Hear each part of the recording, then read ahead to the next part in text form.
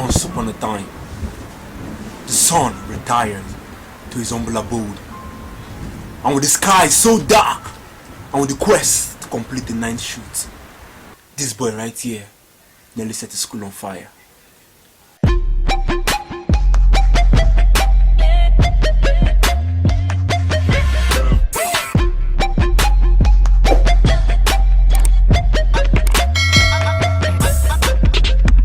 Hello guys, welcome back to my channel, welcome back to Live with Spurgeon, and today you know what I'm actually going to do? I'm going to tell you guys very nearly terrible incident that nearly happened to me. So yeah, the story is going to be a little bit long, so I have peanuts. Who wants peanuts?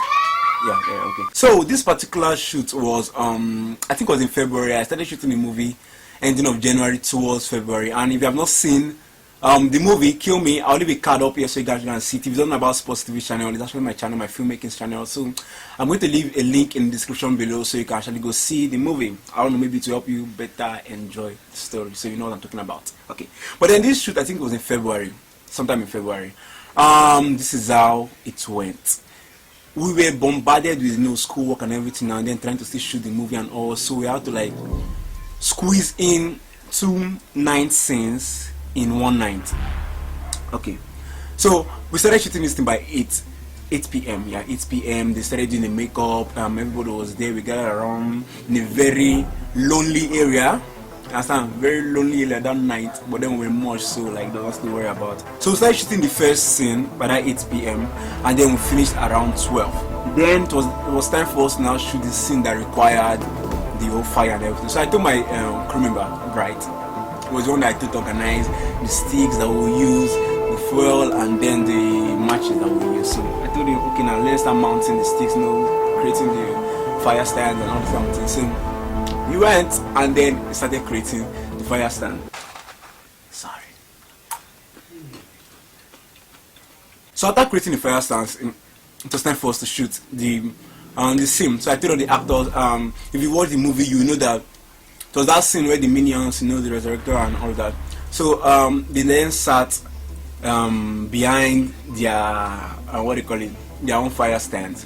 So now it was time to light it was time to light the fire, and this is when the craziness actually happened. So Bright, he was with the fuel in his hand, and I don't know, he poured a little bit on the fire stand, and then I cannot even picture it, but then when he lit the fire, as he dropped it, I think there was something inflammable that was in his hand. So, and then it was still connected to the fuel that was still in his hand. So when he lit it, then the stuff on his hand just caught fire, and then he went straight for the fuel, and then the fuel just poof, like the container of the fuel just caught fire too. And then because of fear, he left the can, just threw it up, and then it just poured on the ground. And let me tell you something about it. It was dry season, and then the place where shooting this thing was on a grassland where leaves, and there was a big tree there, so all the leaves from the tree normally to fall on the ground, so everywhere was dry. So immediately the fuel just like poured on the ground, like all the leaves everywhere caught fire. So for Bright, he was trying to like even picture as in himself, because he almost got burned, but thank God not actually put him. So you know, when even the fire was the other crew members, everybody just like we just got up, and then we're thinking about actually off this fire, because actually in the middle of the night. So there was no way we start getting water, like in that part of the school. There's nowhere, and there's no tap around. So what we started doing, we started using sand to actually like pour into the fire, try to quench it, pour everything. This fire, how we see, there was actually a recording of this thing, but then I asked my crew members, I didn't know I was actually going to do this video. So when I actually asked my crew members about the video now, they said that they don't actually have the video again. I wish this video was here. You could see how massive this fire was. Like, it was massive. So the smoke started coming out. The fire everywhere. We tend to quench it. So for about 30 minutes, we actually tend to quench this fire. Thank God, the fire then went down. Everything actually went down.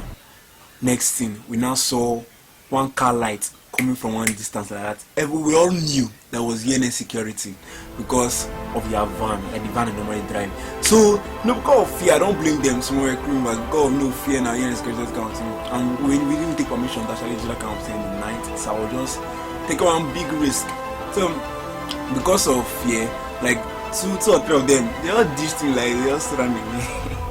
They ran away. So, but then a lot of us were still there. So when we saw them coming, I'm sure somebody must have alerted them because staff headquarters and staff quarters is actually close to that place. So I think with the whole smoke and everything, someone must have actually called them. So they asked who was the organizer. I then went to meet them.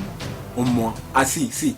The way my heart was pounding because I've not entered the NS security problem before, like, and I don't even want to enter that problem because they used to have plenty issues. So I actually want to enter a prayer. So inside my heart was actually pounding, but then I just showed I showed you this confidence face, like I know what I'm doing and all this kind of thing. So then the man asked me, I think the chief security that came with them, he was like, what type of doing? I said, we're shooting a movie. He said, do you take permission before you do this kind of thing tonight? I was like, sir, I don't know, I'm going to take permission, like, since we are students, which of course I don't think I'm going to take permission of something like, I think just the fire that made it look, if they actually came and saw us doing it without this fire, I'm not sure they would have said anything. So I was like, sorry, we're students, we're just doing it, and we're just doing it for my YouTube channel and all of that. So now you say, are we the one that started the fire?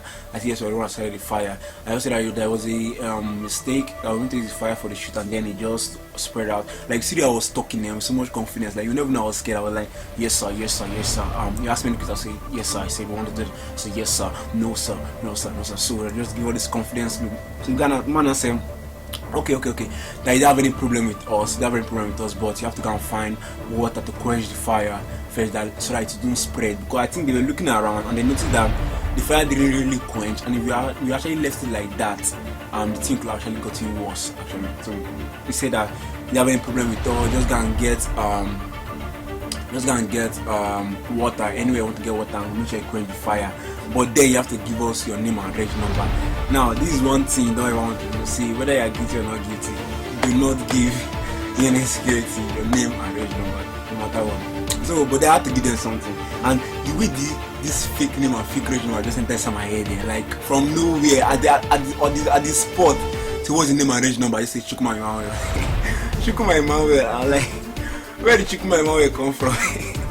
Then I asked my reg number, and then I used 247. 247 is my actual reg number, the starting of my reg number.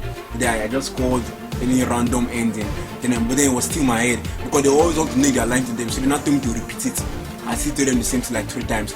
Then my crew members now, all of them are smart. When I now met them, all of them came and asked me which name and reg number did you tell them in case they come to ask us. But they did actually go to actually ask them anything again.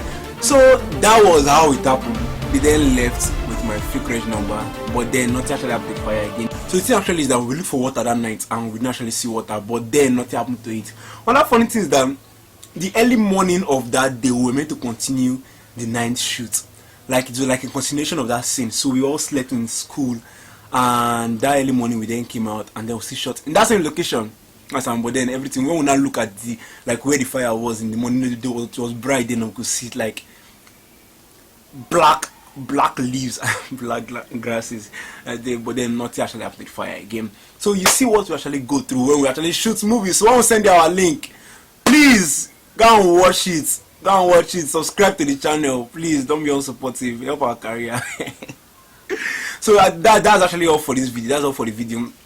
Please subscribe to this channel, also subscribe to Sports TV channel, and I think that's all. I'll leave a link in the description below. Bye.